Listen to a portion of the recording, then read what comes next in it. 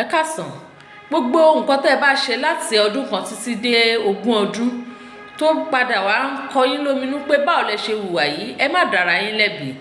Ẹ má dẹ̀ wù, ẹ má sọkún, ẹ má regret pé why tí mo fi ṣe nǹkan báyìí. Bí Olódùmarè ṣe dá gbogbo wa ni ó fi kinní kan sí wa lé ọpọlọ tá à ń pè ní prefrontal cortex. Kinní yẹn kò kí ń ṣiṣẹ́ until after 20 years.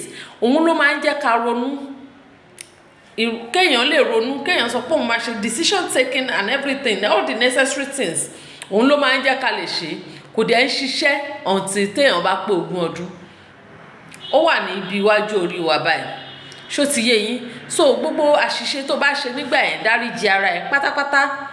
Gbogbo ẹni tí ọmọdé kan bá ṣàṣìṣe fún láti ọdún àkọ́kọ́ pé 20 years, ẹ dáríjì wọn. Àwọn míì gan tí wọn ò kí ń jí until 30 years.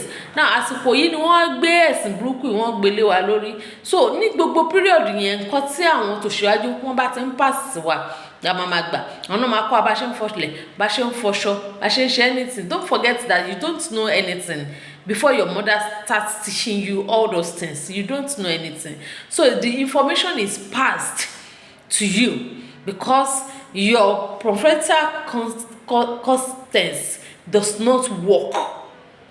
So bí drumming, nǹkan kí nǹkan tó bá sọ fún ẹ ló máa ṣe ń gbà ẹ̀. Bọ́lọ̀ ń ṣe dá wa nìyẹn. Gbogbo àgbáyé pátá kò sẹ́ni títí ẹ̀ ń ṣiṣẹ́. So àsìkò iná gbé ẹ̀sìn wá ló máa gbé nǹkan kí nǹkan tó bá ti fi sí ẹ lórí òun ló máa gbé lọ. So all of a sudden àwọn míì 21 years tó náà la ṣe máa ń ṣe birthday 21 years at 21 omi ìpò ọpọlọ ẹ ti bẹ̀rẹ̀ sí ṣiṣẹ́.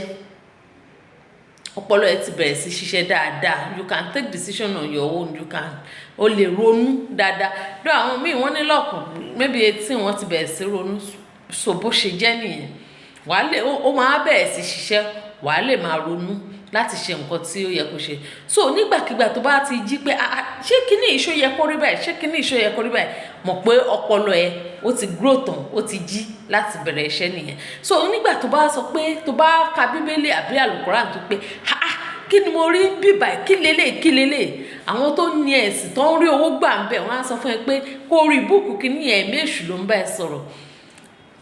When you start thinking deeply, when you start asking questions, critical thinking, they will ban you. People who collect money, who gain from religion will now ban you.